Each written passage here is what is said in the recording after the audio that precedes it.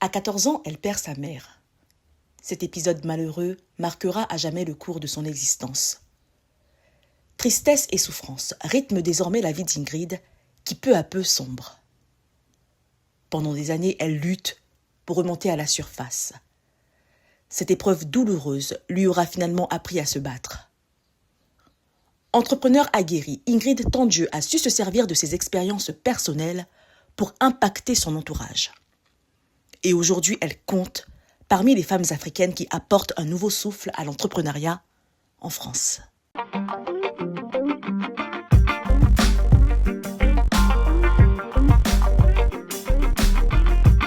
Merci beaucoup Ingrid d'avoir fait le déplacement jusqu'à Paris pour raconter votre histoire, partager votre expérience avec nos téléspectateurs.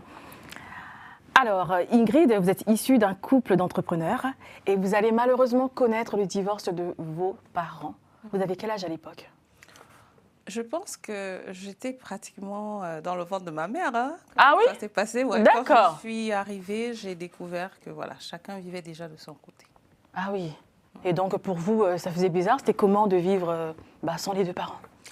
Quand tu nais dans un couple déjà séparé, je pense que tu ne vois que la joie de tes parents. Étant tout petit, on n'a pas conscience des conflits et tout qui se passe entre les parents. Donc pour moi, ça allait. Franchement, c'est les meilleurs moments de ma vie, mon enfance, avec ma mère, autant qu'avec mon père, tous les deux séparés. Ouais. Mais vous étiez plus avec votre mère, c'est ça qui avait votre garde ? Dans un début, je dirais jusqu'à toute la maternelle, je l'ai faite avec ma mère de mémoire et je voyais souvent de temps en temps mon père. Et quand je suis allée au primaire, je pense que c'est là que je suis allée rester avec mon père. Maintenant, est-ce que c'est au CP ou...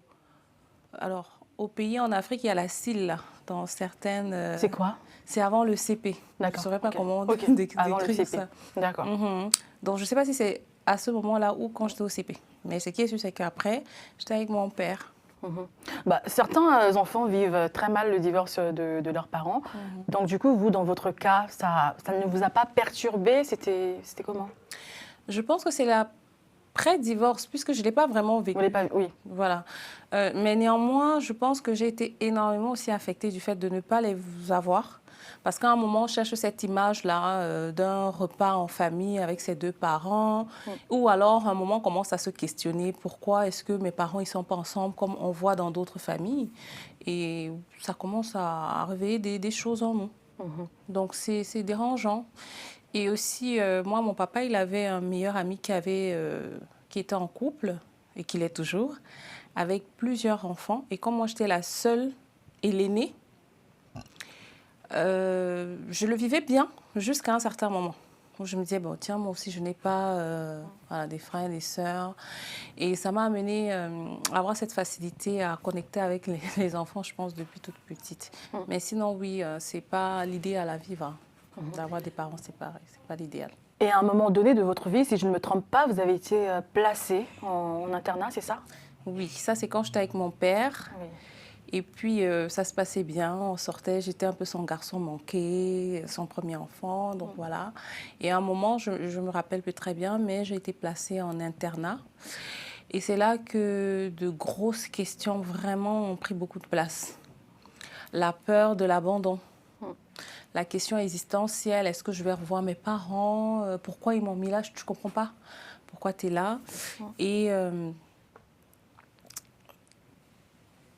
tu intériorises au fait, tu vois, tu observes beaucoup ton environnement, en tout cas pour ma part, tu observes beaucoup l'environnement, tu essaies de comprendre pourquoi tu es là, est-ce qu'un jour tu reverras tes parents, et tu découvres un système avec des normes, ou alors un cadre, des règles, mais en même temps une anarchie qui se fait un peu entre les jeunes qui sont très âgés, les jeunes filles, peut-être adolescentes, je pense, qui se bagarrent. Il y a les vols dans les cantines où il y a les provisions, tu sais, des nourritures, la pâte d'arachide qu'on écrase, on met dans les seaux, le sucre et tout ça, les provisions qu'on vient avec, les uns qui se servent dans les cantines des autres sans permission et puis les bagarres qui se créent. Et comme c'était dans un endroit reculé, il y avait aussi les animaux qui venaient nous rendre visite, j'ai envie de dire. C'est là-bas que j'ai vu, par exemple, les serpents, différents serpents. J'ai réalisé que c'était pas une histoire que j'ai appris dans les livres, en fait. J'ai réalisé qu'il y avait les serpents de différentes couleurs, les verts, les noirs. Ouais. Voilà. Waouh. J'en ris aujourd'hui, mais franchement, ça faisait très peur. Bah, l'environnement, l'ambiance est totalement différent hein, d'un foyer classique, d'un vrai foyer, disons-le clairement. Ouais, d'accord. Et quel souvenir vous gardez du coup de votre passage en internat? Il y en a plusieurs. Bon, déjà, le plus joyeux, c'est que je voyais souvent des jeunes qui vivaient leur sacrement de première communion. Et je voulais aussi, parce que ça, de ça émanait une certaine joie de la festivité qui se vivait et aussi de leur état d'être, de ceux qui passaient pour leur sacrement, qui avaient même leur famille qui venait. Et j'avais aussi envie de goûter ça, tu vois. Mais j'avais pas, mes parents me disaient toujours qu'il faut l'autorisation des parents. Quand j'allais demander, et là je me disais, ah, quand est-ce qu'ils vont venir? Est-ce qu'ils vont même accepter? Est-ce que... Donc ça, c'était plutôt bien à observer, à voir et à espérer vivre cela. Et d'autres souvenirs, c'est un souvenir un peu tristounet parce que j'étais tombée malade et je pensais que j'allais mourir, j'allais plus jamais voir mes parents. Ils allaient juste venir découvrir mon corps là et tout. J'avais très mal à l'une de mes deux cuisses et je ne me rappelle plus laquelle. Et je me rappelle, j'étais allongée sur mon lit là, regardant la toiture, le plafond. Et voilà, le vide, quoi, l'absence, sans mes parents. Et puis voilà. Donc ça m'a beaucoup, beaucoup marqué. Et quand mon père il est revenu me rendre visite quelques temps après, il y a notre surveillant général. Je pense qu'il a dû, comme c'est une personne qui m'avait beaucoup, je dirais, même pris d'affection particulière. Et il représentait peut-être ce parent, ce que je recherchais. Je sais pas, bref, c'était particulier. Et du coup, il avait un petit garçon aussi. Tout de suite, j'affectionnais, voilà. Il y avait une relation un peu plus que le surveillant général. Et c'était un peu comme si c'était la famille de substitution ou d'emprunt que j'avais. Donc, ce qui fait que je lui disais, je ne sais plus comment, je me rappelle plus, mais je lui partageais mon mal-être. Ouais. Et il a dû dire à mon père.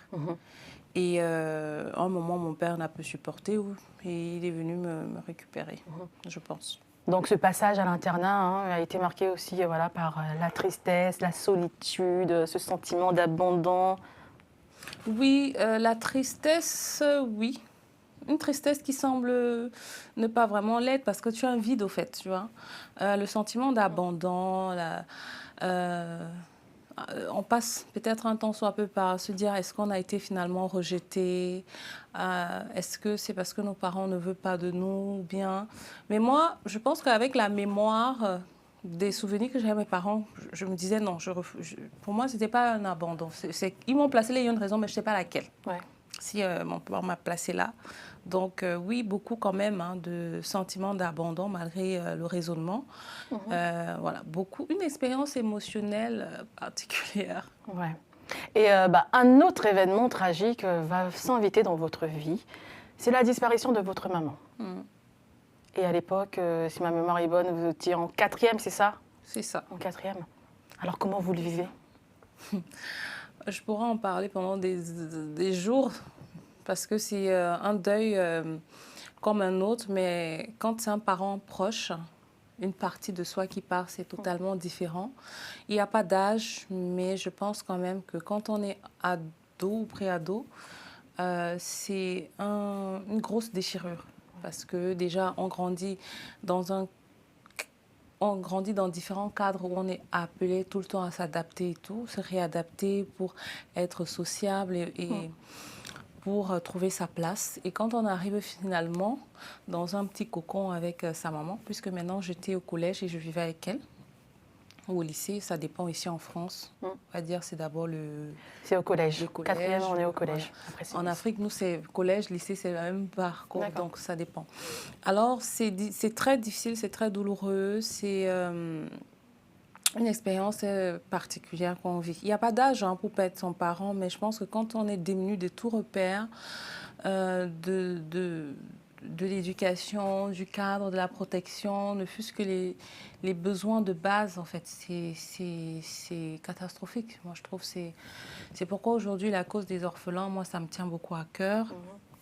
avec le Business Club dont je suis présidente fondatrice. On a fait des dons l'année dernière et même l'année d'avant en Côte d'Ivoire, au Cameroun, pour les orphelins dans des orphelinats.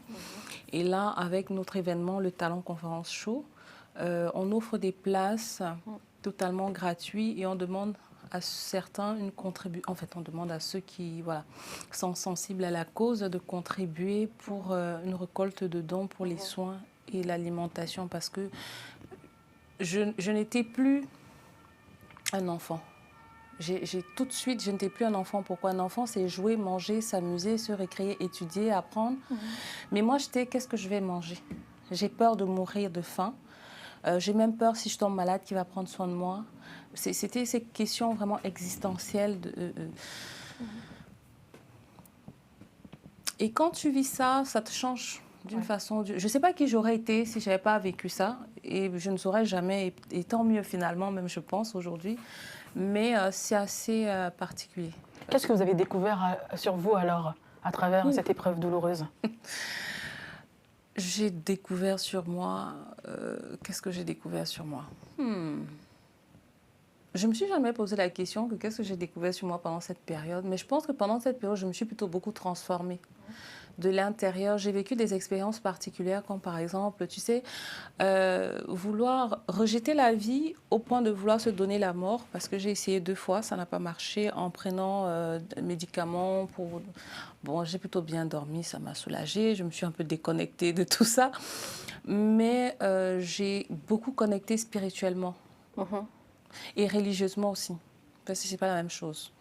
J'avais une marraine que ma maman a connue 6 mois avant son décès, donc on ne la connaissait pas vraiment, tu vois. Mais elle m'a pris sous son aile et c'était, je dirais, une très bonne rencontre qui m'a beaucoup aidée à cheminer religieusement, puisqu'après j'ai eu ma première communion et ma confirmation grâce à cette maman qui est ma maman de cœur, l'une, parce que j'ai une deuxième qui prenait soin de moi, qui était ma voisine, qui me donnait souvent à manger, au point quand je ne viens pas, elle vient me chercher. On me dit viens et tout. Et elle me dit je ne sais pas comment tu fais, mais j'imagine que ça doit être très douloureux et tout. Donc voilà, ça m'a permis de vivre ces expériences donc humaines là, avec des mamans toujours plus âgées. Et du coup, tu apprends énormément, tu fais un peu attention, tu es conseillé et tu comprends qu'il y a les gens pour qui tu existes au fait. Et l'expérience spirituelle où... j'ai eu beaucoup de songes à cette période-là. J'ai vraiment expérimenté religieusement. Même, je racontais à ma marraine qui me disait, c'est parce que tu es protégée. Tu dors, tu vois un voile, une silhouette avec un voile un peu blanc, transparent, qui est devant toi. Toi, tu es là, ta famille est derrière. Et parfois, même ma maman était présente, mais fatiguée. Et j'y ai cru parce que quand elle est décédée, elle avait fait... un mini AVC qui l'a paralysée d'un côté. Moi, je ne l'avais pas vue physiquement avec cette paralysie. Je parlais avec elle au téléphone et tout. Mais dans les songes, je la voyais avec un bras fatigué, une posture, tu vois. Et là, c'est une expérience qui m'a totalement transformée spirituellement. Et vraiment, j'ai développé beaucoup de qualités intuitivement que je ne savais même pas. Je le dis aujourd'hui parce que grâce à une formation qui m'a permis d'être coach, j'ai beaucoup appris sur moi, sur les relations et tout. Donc, c'est quoi cette transformation? C'est que ça m'a permis, en fait, ces talents ou ces qualités-là, qui m'aident aujourd'hui à développer mon activité et tout, c'est que j'ai la facilité relationnelle. Si je veux parler à quelqu'un, je n'ai pas la peur du rejet ou du regard. Par contre, moi, j'ai peur peut-être de ne pas y arriver, de ne pas arriver à mes objectifs. Ça ne veut pas dire que je n'y arrive pas. Mais si je veux 4, je peux avoir 2. Et je verrais que je n'ai pas atteint 4. J'étais beaucoup dans ce truc-là, au lieu de voir au moins les 2 là. Donc moi, c'est un peu ce type de challenge ou peur que j'ai. Mais peur du regard, on va te rejeter, on va te dire non, rien à foutre, honnêtement. Alors, est-ce qu'on peut dire qu'avec la disparition de votre maman, vous avez touché le fond? Ah, mais il n'y avait même plus de fond. J'ai dépassé le fond, j'étais dans l'abîme. Mon père n'est pas revenu dans ma vie. Je suis allée, je l'ai cherché. Je l'aime, hein, mon père. J'ai fait un travail avant même le décès de ma mère et après, par rapport à cette relation que j'avais avec lui qui a pris le coup par son absence. Tu sais, quand il y a séparation, les familles disent les choses et tout. Tu n'y es pour rien, mais parfois, un parent est obligé de se retirer pour tout ce qu'il entend qui ne sont pas lui à raison ou à tort. Et on n'explique pas, on ne communique pas avec les enfants chez nous en Afrique, où on communiquait très moins, en tout cas ça a sûrement évolué. Et donc, j'ai senti un moment, je lui en voulais, pourquoi il ne vient pas me chercher, pourquoi et tout ça et tout. Mais après, j'ai pardonné, je suis passée à autre chose. Mais quand maman est décédée, je suis retournée le chercher. Mais sauf que beaucoup de choses aussi de son côté avaient changé. Mon père était, on va dire, comment on dit, il était bien quoi, financièrement. Hein. Et donc, il a chuté énormément. Donc, entre le père que j'ai laissé et celui que je retrouve, ce n'est pas la même chose. Mais je ne suis pas consciente de ça et il ne me le dit pas. Peut-être que même s'il me l'avait dit, j'aurais peut-être pas cru, mais il n'y a pas eu... Et donc, je lui demande de me payer mes frais de scolarité, puisque maman n'est plus là. Il est mon seul parent et c'est lui, pour moi, c'était lui qui a eu l'obligation de prendre le relais. Mais quand il me donne des rendez-vous sur rendez-vous, il n'honore pas. Et qu'un matin, il me dit d'aller dire à l'école que je suis seule, je n'ai pas de possibilité et tout. Je dis, attends, comment ça? Mon père me dit... Et il y avait un ami à lui qui était là, qui a suivi, et il lui a dit non, il ne faut pas dire ça à ton enfant et tout. Il dit, mais qu'est-ce que je vais faire? Je ne peux pas. Il lui dit, dis-lui la vérité. Il avait osé. Et c'est cette phrase, dis-lui la vérité là, qui, malgré la colère que je ressentais et tout, quand je me suis un peu calmée, je me suis dit, mais qu'est-ce que le monsieur voulait qu'il me dise au fait? Bon, tout de suite, j'ai laissé ça tomber, je me suis concentrée, et puisque quand je partais, je lui ai dit, on va se revoir quand j'aurai le bac. Et c'est ce que j'ai fait. Je n'ai pas eu le probatoire. En France, ici, il n'y a pas, mais en Cameroun et certains pays d'Afrique. Donc, je ne l'ai pas eu. C'était un échec cuisant qui m'a recalibré d'une façon ou d'une autre. Et quand j'ai eu mon bac, je suis retournée voir mon père et je lui ai dit, je reviens parce que je t'avais dit que je reviendrais quand j'aurai le bac. Il était content, mais bon, voilà. Et c'est à ce moment-là que j'ai compris, au fait, ce que son ami voulait dire, dis-lui la vérité. J'avais compris que mon papa n'avait plus les moyens financiers. Et comme il avait refait sa vie, c'est la maman, sa femme, qui prenait, qui a pris la relève. Et je lui dis, bon, tant mieux. Il a de la chance, au moins il a une bonne femme et tout, parce qu'il y en a qui se barrent. Ouais. Et tant mieux, mes frères et sœurs qu'il a eu, au moins eux, je me suis dit, ils auraient vécu la vie que j'aurais voulu avoir. Un père, une mère et tout. Ouais. Donc voilà, après, je ne sais pas si ça répond à ta question. Oui, ça répond à ma question. Et je veux revenir sur ce que vous avez dit. Vous avez dit que vous avez touché le fond. Non, pas vous êtes tombé au fond de l'abîme. Vous êtes retrouvé au fond de l'abîme avec la disparition de votre maman. Mais du coup, vous vous dites quoi à cette période? Quel est votre état d'esprit? Alors que j'essaye de me rappeler.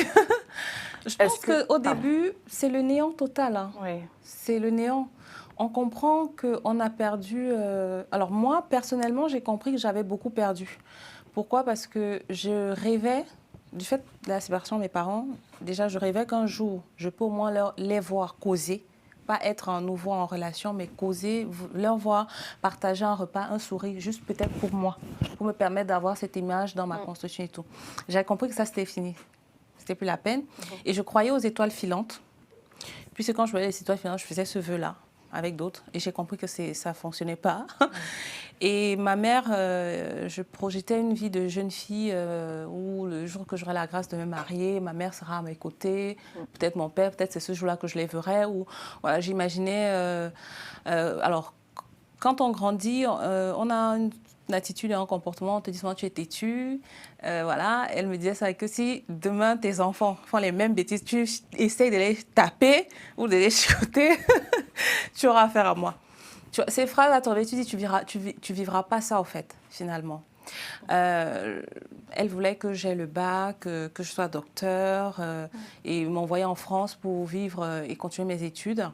Et là, je me dis, c'est même pas la peine de commencer à croire que ça pourrait se réaliser. Donc, c'est comme si tu as un château, je dirais, de sable ou de ce qu'on veut qui s'écroule. Et c'est pas toi qui as construit, donc tu n'as pas la matière, tu ne sais pas le process pour construire. Donc, tout s'écroule, c'est ça. Donc, qu'est-ce que je pensais? Je pensais... qu'est-ce que je vais... Et sur la suite, oui, voilà. Qu'est-ce que vous allez devenir sur la suite alors de votre vie? Comment vous l'envisagez? Est-ce que vous avez quand même l'envie, la volonté de vous en sortir? Non, au début, non. Au début, c'est le néant, encore une fois. C'est vraiment le néant absolu. Hein. Déjà, on ne croit pas à ce qu'on vient de... On n'y croit pas, même si on y est dedans et qu'on le sent, on le vit. À la maison, il y avait des réflexes, des habitudes, surtout que je suis restée dans le même domicile. Donc, c'est le néant. Je pense que ce qui a commencé à m'amener à faire un travail pour traverser ce deuil-là, vraiment, c'est que quand je suis choquée, je suis dans le déni et que je commence à avoir de la colère et je commence à marchander en disant « Oh mon Dieu !» Pourtant, il y a peut-être quelques mois, on l'a enterré et tu commences à dire « Oh Dieu, si les choses changent, je te promets que je serai un enfant intelligent et tout. » Mais tu comprends que tu es en train de délirer, au fait. Bon, aujourd'hui, avec le recul, tout, parce qu'il y a quelques mois, on a enterré la personne, qu'est-ce qui va changer? Et quand on dit changer, c'est parce qu'on se dit si elle revient à la vie, je serai ceci, machin. Mais non. Comme je l'ai vu descendre en terre, j'avais l'impression que je me décomposais, j'étais cassée, c'est comme un verre, quoi. Et là, c'est vraiment le néant. Il n'y a rien, il n'y a rien. Et je pense que ce qui m'a beaucoup aidée, c'est donc cette expérience spirituelle-là. Partie d'une grosse souffrance, tu as besoin de consolation. Parfois, j'étais arrivée à me dire, peut-être c'est moi-même qui invente ces images-là, juste pour sortir un peu de cette douleur qu'on ne peut pas décrire là, pour respirer un temps, soit avant d'y revenir finalement. Mais parce que je marchais dans la rue, je voyais deux femmes ensemble, des sœurs, ou parents, je pleurais. Donc vraiment, c'était l'amertume, c'était le chaos, c'était noir. Et puis, ces expériences-là, et aussi le fait que, comme je disais, ces deux mamans de cœur, pour ne citer qu'elles, et mon coach de basketball, puisque je joue au basket avant qu'elle ne décède, qui sont là, qui t'aiment encore plus même, je vais dire. Parce que déjà, ces profils, ils avaient une attention pour moi. Et là, tu as l'impression que ça a amplifié. Et à un moment, tu te dis, et j'avais aussi un conseil d'orientation à l'école. Et quand tu vois ces gens te proposer des solutions, tu te dis, bon, à un moment, pour eux, je veux y croire, quoi. Tu vois, c'est pas pour toi, parce que pour toi, c'est pas la peine. Parce que tu te dis, voilà, c'est pas la peine, rien. Et donc, c'est grâce à ça. Et petit à petit, je commence à me poser finalement des bonnes questions. Parce que on m'a raconté l'histoire d'un orphelin qui s'est en sorti et que je le vois physiquement. Tu vois, tel docteur, voilà son histoire. Et il est là, il me dit, lui-même, il me raconte. Et là, ça commence à créer des étincelles, tu vois. Tu commences à te dire, bon, je vais entamer ma courbe de résilience pour me reconstruire au mieux avec les petites briques et ce que la vie m'apporte, les personnes. Donc, j'ai été, je dirais même bénie de cette épreuve aussi douloureuse qu'elle a été parce que beaucoup de personnes qui n'ont pas de lien d'ADN avec moi, qui ont été là, contrairement à ceux qui ont le même ADN que moi. Tu vois, que ce soit du côté de ma mère ou de mon père, je suis l'enfant des autres. Je dis toujours ça. Et finalement, je dis tant mieux que ce soit ce parcours que j'ai eu, parce que quelque part aussi dans la famille, je n'étais jamais d'accord avec les systèmes de croyances que nous avons. Moi, je me disais toujours, c'est un peu étrange. Et très vite, j'ai compris que finalement, c'était peut-être une chance pour moi de me retrouver comme ça. Et donc, j'ai, comme je dis souvent, été la mendiante affective dans les familles des autres, en essayant de m'y insérer pour goûter et ressentir cette chaleur. Ce qui m'a appris à beaucoup écouter, ce qui m'a appris à connecter avec les personnes encore une fois. Et c'est comme ça que j'ai pu me dire, OK, qu'est-ce que je vais faire pour nourrir la mémoire de ma mère? Il fallait donc avoir mon bac, être peut-être docteur, voyager pour la France. Mais c'était un après l'autre parce qu'on se disait, c'est impossible. Mais bon, essayons déjà un peu celui-là. Et finalement, ça s'est fait par la grâce de Dieu, par l'aide des humains, des âmes de bonne foi et aussi par ce désir, cette volonté résiliente d'honorer la mémoire de ma mère. Donc, sur votre parcours, vous avez rencontré des personnes de bonne volonté qui vous ont aidé à remonter la pente, c'est bien ça?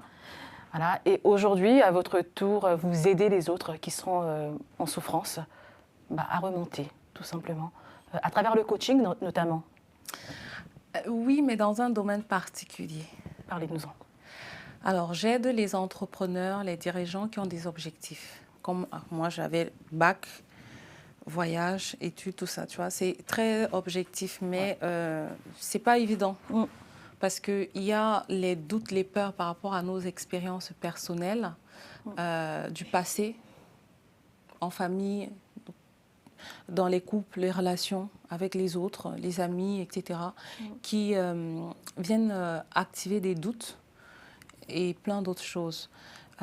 Des croyances limitantes qu'on se dit, des phrases auxquelles on y croit, des trucs, voilà, par rapport à la culture, à la religion, qui font que ça peut être des freins par rapport aux objectifs qu'on se fixe. Et puis, il y a aussi la réalité du moment. Il y a la réalité du moment par rapport aux restrictions qu'on a, par rapport aux ressources qu'on a ou qu'on n'a pas, en fonction de où on va vraiment. Et parfois, certaines personnes restent bloquées sur peut-être une des dimensions là. Ils vont résoudre ce problème, mais ne vont pas toujours avancer dans leur objectif, vers leur objectif, parce qu'il y a d'autres équations qu'ils n'ont pas pris en compte. Exemple, j'ai travaillé avec les cadres des boissons du Cameroun. Là, c'était une histoire d'équipe dans la chaîne de production. Donc, chacun vient avec son cadre de référence, sa façon de communiquer par rapport à comment il a été éduqué dans sa famille. Ou, voilà. Il y en a pour qui, si peut-être le cas d'un parent présent ou absent, qu'il soit décédé ou pas, ça fait qu'il y a... ça pourrait faire qu'il n'y ait pas toujours une certaine hiérarchisation ou certaines façons de fonctionner. Or, en entreprise, peu importe ton histoire de vie personnelle, ce qui est intéressant, ce sont tes compétences et ta capacité relationnelle pour communiquer avec tes collaborateurs afin d'atteindre les objectifs. Donc, si pour des questions d'ego, de manque de communication, parce qu'on est un enfant timide, du fait que dans sa famille, on ne parlait pas et qu'on parlait, on disait que il faut te taire, tu n'as rien d'important à dire, et on a développé une timidité, une réserve, ça va être compliqué de faire autrement quand on est avec des collaborateurs ou des cadres supérieurs ou des supérieurs en termes de communication. Et ça peut ralentir le processus de traitement d'informations pour la transmission aussi à un collaborateur. Et donc, pour la productivité, ça peut complètement ralentir les choses. Et c'était l'une des situations que rencontrait ce groupe de cadres, dirigeants, opérateurs sur la production des boissons du Cameroun. Donc, il fallait travailler avec eux sur déjà la motivation intrinsèque de chacun. Ensuite, la gestion émotionnelle liée aux enjeux de performance, à la crise qui puisse exister, à la chaîne de production et la communication. Alors, il y a aussi des problèmes de solitude et de charge mentale que vous traitez auprès des entrepreneurs? Alors, la solitude, c'est plus traité de quelle façon au niveau des événements, par exemple, que j'organise, comme le Talent Conférence Show qui aura lieu le 6 juin à Paris au Grand Rex. Donc, je te fais déjà une invitation, ma chère. Merci, on parlera du programme tout à l'heure. D'accord. Donc, c'est une opportunité pour moi parce que je me dis, cette situation de vie que j'ai eue m'a contrainte à développer cette capacité relationnelle. Est-ce qu'il faut toujours que ça soit par contrainte et par douleur? Non.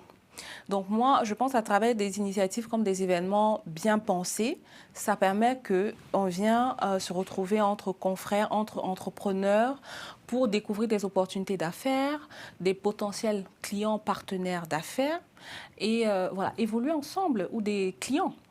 Et pour ça, il faut déjà la rencontre, la connexion qu'on va créer et après on développe la relation qui peut donc aboutir suite à un savoir-être, à un savoir-faire communicationnel. Encore une fois, on va venir dans la communication pour déjà créer la relation, finalement aboutir sur un domaine de rapport gagnant-gagnant où à travers un projet, on pourra chacun tirer profit, etc. Donc là, oui, j'aide les personnes et c'est un peu une solution par rapport aussi au Business Club que j'ai mis en place. C'était vraiment de rassembler pour créer des connexions, que nous puissions ensemble créer les connexions, toi et moi. Ça veut dire aujourd'hui que si ma vie m'appelle et me dit j'ai telle problématique, est-ce que tu connais quelqu'un? Je dis attends, je regarde, je fais la mise en relation parce que je sais que étant dans la communauté, le réseau BCI, je suis garante quand même qu'il y a des critères de sélection pour entrer parce qu'on veut que ce soit des professionnels loyaux, intègres, qui développent un savoir-faire qui soit fiable. Donc si c'est toi qui me ramènes quelqu'un, tu vois qu'il a sur un capital de confiance déjà plus ou moins la moitié ou un certain pourcentage par rapport au capital de confiance que moi je t'accorde à toi. Et c'est plus facile, ça permet de gagner en temps, en énergie et d'aller plus vite. Vous êtes finalement au service des autres, hein. C'est du business, mais voilà, on ressent ce côté quand même humain que vous avez. Hein. Finalement, ça contribue aussi à votre épanouissement? Ah oui, ah oui. Alors, c'est pas toujours tout le temps rose, ou bleu, ou violet, ou vert. Mais oui, oui, parce que je pense qu'ensemble, nous sommes plus forts, comme les doigts de la main. Chacun, s'il occupe bien sa place et il fait bien ce qu'il a à faire, il y a de quoi être content. Parfois, malheureusement, on a un petit bobo, il y a un doigt qui peut être infecté ou malade et les autres vont un peu plus travailler parce qu'on sait que ce n'est pas une paresse ou la procrastination et tout. Donc, moi, c'est OK parce que aujourd'hui, même si je réussis à avancer dans que ce soit pour le Business Club, que ce soit le projet de l'événement du Talent Conférence Show le 6 juin ou même en coaching, tout, je ne le fais pas tout seul. Là, je suis en train de parler pour que, à travers l'émission Résilience, vous puissiez, si c'est possible, en tout cas, je le souhaite pour vous, vous en inspirer. Mais pendant ce temps, derrière, il y a des gens qui bossent. C'est des personnes et il faut qu'ils aient confiance en toi. Il faudrait que tu aies une vision claire de où est-ce que tu les amènes, qu'est-ce qu'ils y gagnent, qu'est-ce qu'ils y perdent aussi, qu'est-ce qu'ils investissent ou pas. Et quand c'est fait vraiment en venant justement de cette motivation intrinsèque de l'intérieur, en plus de ce qui peut être extérieur, bah, je pense que tout le monde a à y gagner. Et ça ne peut qu'être réjouissant de se dire que je réalise aussi mes rêves de petite fille à vouloir être la voix des sans-voix, à vouloir être un peu comme un Wi-Fi pour les autres. Mais parfois, c'est épuisant. C'est épuisant. Il y a des personnes qui ne mesurent pas ce que ça nous coûte. Par exemple, j'ai fait des mises en relation où après, ça a gâté des relations auxquelles j'y tenais vraiment de cœur, tu vois. Parce que je me dis, c'est l'humain et l'argent n'est qu'un matériel, un moyen pour nous permettre de faire des choses. Pour voyager, pour organiser des événements, pour financer les soins de santé, pour s'alimenter, pour payer les factures. Mais l'humain, c'est beaucoup plus que ça. Parce que quand on vit au monde, c'est dans la main, dont on sort déjà d'un humain, grâce à l'union de deux humains. C'est dans la main des humains si on est dans un cadre hospitalier ou autre, ou peut-être pas, mais ses parents, ce sont des humains. Des frères, tout le reste, c'est humain en fait. Nous sommes des êtres sociables. Et quand on est dans ces logiques-là, c'est intéressant. Et bon, quelque part, je dirais aussi que j'ai l'impression de moi qui voulais avoir cette famille avec mon père, ma mère, mes frères, mes sœurs. Je trouve que dans le business, c'est aussi une famille, une sorte de famille d'affaires. Et ça dure sur le long terme quand il y a de l'authenticité. Il y a vraiment cette connexion de cœur à cœur, au-delà du cerveau, des stratégies, des avantages et tout. Je pense que quand ça va sur du long terme, c'est tout bénéf au fait. Parce que même par rapport aux transactions d'affaires, en termes de marché et tout, c'est facile. Parce que, tu vois, c'est facile aujourd'hui, dans l'émission Résilience, je peux dire à mes clientes, eh ben, tenez, je vais vous faire passer une émission, je te mets.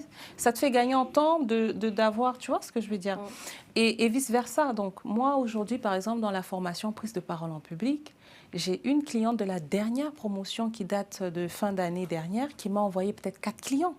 Donc, c'est un coût énorme en termes d'épargne financière, d'argent, d'investissement par rapport au coût acquisition client, par rapport à l'énergie, que ce soit moi ou mon équipe qui doit prospecter, etc. C'est énorme. Juste une personne qui parle et 4 personnes reviennent, c'est parce qu'elle a consommé, elle a confiance et elle peut... En fait, pour moi, c'est énorme.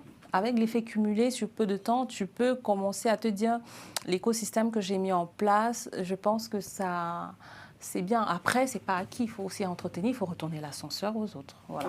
Donc le travail aussi a beaucoup contribué à votre épanouissement, ça vous a aidé à vous en sortir, à aller de l'avant. On arrive bientôt à la fin de cette émission. Un mot sur l'événement que vous organisez justement le 6 juin.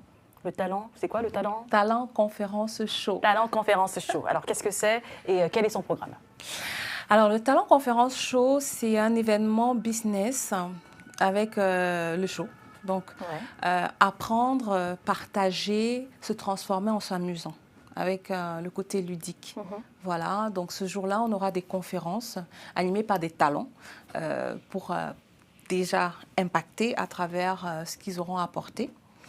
Ensuite, on a ouvert la porte au public d'entrepreneurs et femmes d'affaires qui veulent présenter les opportunités.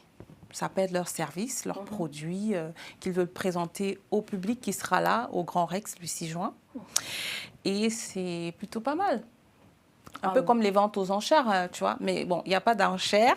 L'idée, c'est je viens, je présente, je pitch ce que j'ai à proposer. Et ceux qui sont dans la salle dans le besoin ou ont quelqu'un qui sont dans le besoin peuvent tout de suite après revenir vers moi. Et voilà comment les choses se font. Donc ça, c'est ouvert au public hommes et femmes d'affaires qui viennent réserver un espace pour présenter ces opportunités. Et enfin, on a le réseautage, encore une fois, entre les participants, tout le monde en fait, qui sont présents. Il y a les parrains, la marraine, qui sont sur plus de 20-30 ans d'expérience sur la scène nationale ici en France et à l'international, France-Afrique, qui ont énormément à partager en tant que conférenciers keynote, de retour d'expérience sur le terrain, les erreurs à ne pas commettre, et des outils comme ça qui sont importants quand on se lance ou quand on veut développer, que ce soit sa communication relationnelle ou à soi-même par rapport à ses projets, que ce soit dans la vie privée et encore plus dans les affaires, comment on développe le réseau, les erreurs qu'il ne faut pas faire, la patience, pourquoi il faut être patient. Ce que ça coûte de l'être et de ne pas l'être, tu vois. Donc, c'est ça. Et entre tout ça, on va voir le côté, donc, animation, chant, humour, défilé culturel pour mettre en avant des créateurs. Voilà, c'est vraiment ça. Et on a choisi le Grand Rex parce que c'est quand même un endroit emblématique où viennent des stars américaines, africaines aussi. On a Jean-Yves, qui est l'humoriste ivoirien, qui tout récemment a fait passer sa production au Grand Rex. On a la légende éternelle Michael Jackson, dont la revue actuellement passe au Grand Rex. Pourquoi? Parce qu'il faut oser, il faut se donner les moyens, c'est vrai, et surtout se dire il n'y a que le ciel qui est notre limite dans la mesure du possible. Et on n'a qu'une vie, donc autant qu'à faire, voilà. Se dire on se donne les moyens, c'est compliqué parce qu'on bosse sur le projet depuis longtemps, c'est fatigant et il y a des personnes qui sont venues dans le projet qui n'ont pas adhéré à la vision, il faut mettre de côté pour recruter de nouvelles personnes et la structuration de l'événement, tout ça pour que les participants qui viennent puissent vraiment trouver pointure à leur chaussure à leur pointure. Alors, ce que je retiens, c'est qu'il faut oser, rêver, oser, aller de l'avant. Voilà, c'est sur ces belles notes que nous allons clôturer cette émission et nos salutations à tous nos téléspectateurs qui nous suivent depuis Douala. Est-ce que je peux passer un dernier mot? Allez-y, rapidement. Ok, le dernier mot, c'est que je fais une invitation aux internautes qui nous suivent actuellement. Donc, je vais vous remettre des invitations offertes. On va passer ça dans les tickets subventionnés par le parrain Youssouf Kamara, qui est le directeur de la Maison de l'Afrique. Donc, on a 6 tickets qui sont 100% offerts aux 6 premières personnes qui vont te contacter. Je ne sais pas comment vous organisez. Donc, voilà. Et c'est disponible jusqu'au 27 mai. Jusqu'au 27 mai. D'accord, c'est ça. J'afficherai ça sur ma page, sur mes réseaux sociaux. Exactement. En tout cas, merci beaucoup Ingrid. C'est la fin. À bientôt.